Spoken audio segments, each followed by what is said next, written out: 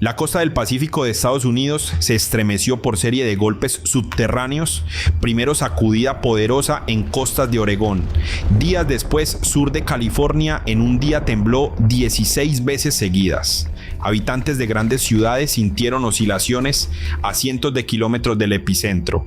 Geólogos miran situación con alarma porque todos estos golpes ocurrieron a lo largo de una línea, zona de subducción de Cascadia.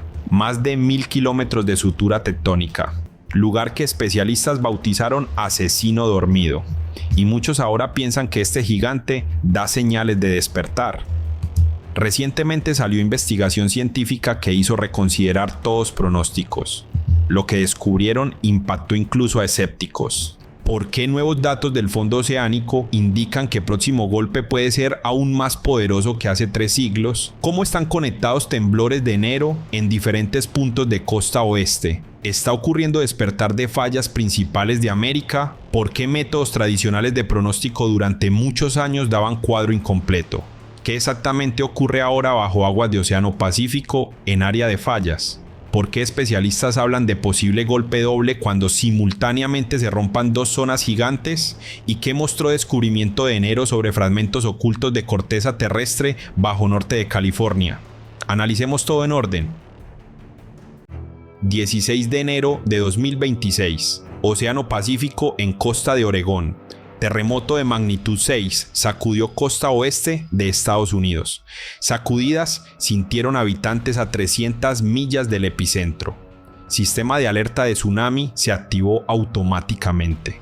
3 horas después, sacudida repetida. Servicio Geológico de Estados Unidos emitió pronóstico. 65% de probabilidad de nuevos temblores en próximas semanas. Y días después, en sur de California, ocurrió serie de 16 terremotos, todo cerca de Falla de San Andrés. Epicentro de terremoto de enero en Oregón estaba en área de placa Juan de Fuca. Esta es zona de subducción de Cascadia, línea de falla de extensión de 1100 kilómetros a lo largo de costa oeste de América del Norte. Zona de Cascadia se extiende desde sur de Canadá a través de estados de Washington y Oregón hasta norte de California. Aquí placa oceánica Juan de Fuca se mete bajo placa litosférica norteamericana. Pero movimiento no ocurre suavemente. Placas se atascan, tensión se acumula durante siglos y cuando se libera ocurre megaterremoto. Último evento, tal ocurrió 26 de enero de 1700. Magnitud fue 9. Este es nivel de catástrofe de escala planetaria. Terremoto causó tsunami de fuerza monstruosa. Olas de altura de hasta 30 metros se lanzaron sobre costa en 30 minutos. Científicos durante años estudiaron zona de Cascadia intentando predecir cuándo ocurrirá próxima ruptura. Método principal era estudio de cañones submarinos, barrancos gigantes en plataforma continental. Durante terremoto, masas de lodo y arena se desprenden de borde de continente y se precipitan por cañón. En fondo se forma capa característica, turbidita. Contando estas capas y determinando su edad, investigadores construían cronología de catástrofes. Pero en abril de 2025 salió investigación que volteó representación de geólogos. Grupo de científicos bajo dirección de Jenna Hill del Servicio Geológico de Estados Unidos publicó resultados en revista Science Advances. Conclusiones impactaron a comunidad científica. Resultó que método tradicional de estudio de cañones da cuadro distorsionado. Sistemas de cañones son extremadamente sensibles a factores externos no relacionados con tectónica. Por ejemplo, tormenta fuerte puede provocar desprendimiento de suelo, ondas internas en océano también. Acumulación excesiva de sedimentos traídos por ríos es otra razón. Distinguir capa de tormenta de capa sísmica es casi imposible. Peor aún, si entre 2 terremotos poderosos pasa tiempo insuficiente, cañón puede no alcanzar a recargarse con material. En tal caso, segundo terremoto no dejará huella en registro geológico. Científicos simplemente lo omitirán. Y significa que pronósticos basados en cañones pueden ser incompletos. Y aquí comienza parte verdaderamente interesante de historia, aquella de la cual público amplio casi no sabe nada. Jenna Hill y su equipo cambiaron foco de atención, dejaron de estudiar cañones. En cambio, investigadores fueron a frente de deformación, parte más baja de talud continental donde ocurre choque de 2 placas, lugar donde antes casi nadie miraba. Para expedición usaron vehículos submarinos autónomos equipados con ecosondas multihaz y perfiladores. Elaboraron mapa de relieve de fondo con resolución de hasta 1 metro. De profundidad de alrededor de 3.000 metros, tomaron núcleos que guardan historia de terremotos de 1000 años. Lo que descubrieron hizo reconsiderar todos datos pasados de décadas de investigaciones. En muestras de suelos científicos, descubrieron serie de 10 capas de turbiditas en últimos 7.500 años. Datación por radiocarbono mostró alta correlación con fechas ya conocidas de grandes rupturas a lo largo de toda zona de Cascadia. Análisis detallado de estructura de depósitos permitió determinar con exactitud fuente de material. Fueron deslizamientos locales que bajaron de pliegues cercanos de frente de deformación, no flujos de cañones traídos de lejos. Registro limpio de eventos sísmicos sin mezclas de factores climáticos. 10 capas en 7.500 años. En promedio, un megaterremoto cada 750 años, pero distribución es irregular. A veces entre eventos pasaban 300 años, a veces 900. Impredecibilidad hace amenaza aún más peligrosa, pero descubrimiento más impactante estaba adelante. Análisis de deslizamientos directamente enfrente de deformación mostró: terremotos causan colapso de laderas en mismo empalme de placas. Ruptura llega a superficie de fondo con alta intensidad. Este fenómeno se llama deslizamiento sísmico somero. Antes se creía que en parte superior de zona de subducción movimiento ocurre suavemente, pero datos de Jenna Hill refutaron esta teoría para Cascadia. Si durante terremoto fondo se desplaza bruscamente en área grande en zona de contacto con océano, esto lleva a la expulsión vertical de volúmenes enormes de agua. Desplazamiento vertical aumenta significativamente altura de ola de tsunami que se forma. Y precisamente tal tipo de ruptura se observó durante el terremoto destructivo de Tohoku en Japón. En marzo de 2011, magnitud 9,1, tsunami de altura de hasta 40 metros se lanzó sobre costa. Datos de investigación indican, para Cascadia es característico precisamente tal escenario más peligroso de desarrollo de eventos. Ruptura llegará a superficie de fondo, expulsión de agua será máxima, altura de ola extrema. Cartografía de grosor de depósitos de deslizamientos mostró otro detalle alarmante. Capa más joven es más continua y extensa. Sus límites coinciden con zona de colapsos en borde frontal de cabalgamiento. Esto significa que último evento de 1700 fue especialmente poderoso. Deslizamientos ocurrieron simultáneamente en área enorme. Y si próximo terremoto será de escala comparable o más fuerte, consecuencias superarán todas catástrofes previas. Porque ahora en costa vive cientos de veces más gente. Infraestructura es miles de veces más compleja. Y tiempo para evacuación son mismos 30 minutos. Áreas costeras serán arrasadas completamente.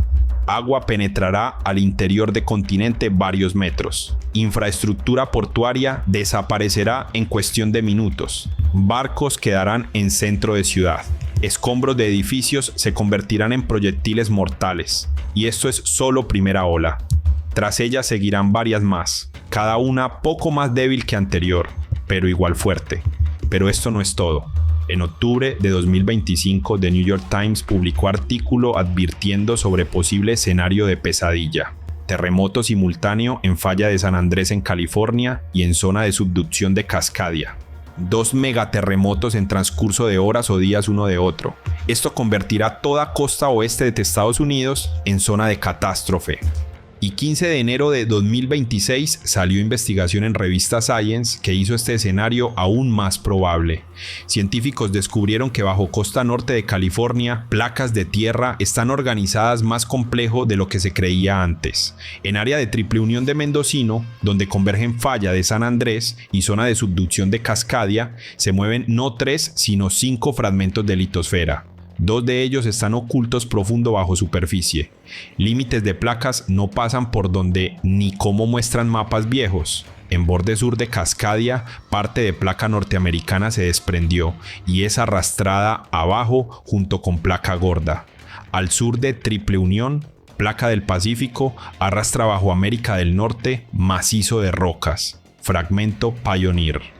Falla entre ellos es casi horizontal y en superficie no es visible. Este esquema explica terremoto de magnitud 7,2 en 1992. Ocurrió mucho más cerca de superficie de lo que esperaban, porque superficie en subducción resultó no tan profunda como pensaban antes. Conexión entre Cascadia y San Andrés es más estrecha de lo que se representaba. Terremoto fuerte en una zona puede provocar ruptura en otra. Dos gigantes están conectados por hilos invisibles y tensiones profundo bajo tierra. Y despertar de uno puede despertar al otro. Enero de 2026 se convirtió en mes de señales alarmantes. Magnitud 6,0 en costa de Oregón. Poco después, serie de 16 terremotos en sur de California de falla de San Andrés. Las fallas más peligrosas de Estados Unidos despiertan. Muchos pensaron precisamente así, pero investigaciones de Jenna Hill confirman en principio peligro de esta falla y nuevas formas de investigar tales zonas.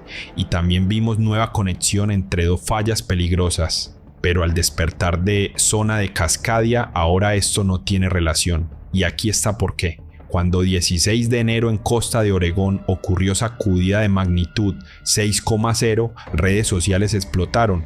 Comenzó Cascadia despierta. Pánico se extendía más rápido que ondas sísmicas, pero realidad resultó más compleja que titulares. Epicentro estaba a 295 kilómetros de costa al oeste de Pueblo de Bandón, profundidad de 4 a 7 kilómetros bajo nivel de fondo oceánico. Gente reportó que sintió golpe subterráneo relativamente poco para tal magnitud, y aquí está detalle que muchos pasaron por alto. Terremoto no ocurrió en zona de subducción de Cascadia, sucedió en zona de falla de Blanco, estructura geológica completamente diferente. Y diferencia es críticamente importante para entender amenaza real. Zona de falla de Blanco es falla transformante. Dos placas tectónicas se deslizan una junto a otra horizontalmente, como dos tablones de madera frotándose de costado. Falla está ubicada en océano abierto, separando placa Juan de Fuca de placa del Pacífico. Terremoto aquí es cosa común. En últimos años ocurrieron varios temblores de magnitud 5 a 6 y superior. Zona de Blanco es una de más activas de región. Zona de subducción de Cascadia está a 200 kilómetros más cerca de costa en mapa mundial. Esto parece distancia pequeña, pero desde punto de vista geológico es abismo entre dos sistemas diferentes. Dr. Paul Bodin, gerente de Red Sísmica del Noroeste del Pacífico en Universidad de Washington, fue directo. Terremoto en zona de falla de Blanco no tiene ninguna relación con Cascadia. Cero conexión. Cuando ocurre terremoto libera energía y causa cambios de tensión en rocas circundantes, pero estos cambios no se extienden demasiado lejos, quizás algunas decenas de kilómetros a lo largo de misma falla. Mayor terremoto de serie en zona de Blanco tuvo ruptura de solo varios kilómetros. Esta energía simplemente no alcanza Cascadia con fuerza suficiente para cambiar algo. Además, corteza terrestre en región de Blanco es muy joven. Percibe cambios de tensión diferente que corteza vieja y frágil. Pero si terremoto en Blanco no es señal de gran evento, ¿qué señales se deben buscar? En zona de subducción de Cascadia existe fenómeno que sismólogos llaman temblores episódicos y deslizamiento lento. Rocas lentamente se adaptan liberando pequeña cantidad de energía con paso de tiempo. Estos eventos ocurren regularmente cada 13 a 15 meses a profundidad de 28 a 45 kilómetros. Gente no siente estos movimientos, son demasiado lentos, pero instrumentos geodésicos los registran. Mayor intensidad de actividad tremórica se observa desde norte de Washington hasta sur de Isla de Vancouver y también en norte de California. Red Sísmica del Noroeste del Pacífico rastrea esto con sistema semiautomático de detección de temblores subterráneos. Cambios significativos en estos patrones, aumento anormal repentino de frecuencia o intensidad de temblores. Realmente pueden ser señal de que se está gestando algo grande, pero esto no es lo que se observa ahora. Probabilidad de terremoto de magnitud 7,1 o superior en zona de subducción de Cascadia en próximos 50 años es 37%. Desde punto de vista de riesgos geológicos, 37% es probabilidad extremadamente alta. Investigación reciente de profesor asociado de Departamento de Geociencias en Instituto de Virginia reveló aspecto de amenaza en el que muchos ni siquiera pensaban. Cuando Cascadia se rompa, tierra a lo largo de costa literalmente se hundirá. Descenso repentino será de hasta 2 metros. Imaginen, despiertan después de terremoto y descubren que nivel de mar respecto a su casa subió 2 metros instantáneamente. Áreas que hoy son seguras se volverán permanentemente inundables, y esto incluso antes de que lleguen olas. Efecto combinado: hundimiento de tierra más tsunami convertirá áreas costeras en zonas inhabitables durante décadas. Pero terremoto de enero en zona de blanco, con todo pánico que causó, no tiene relación con esto.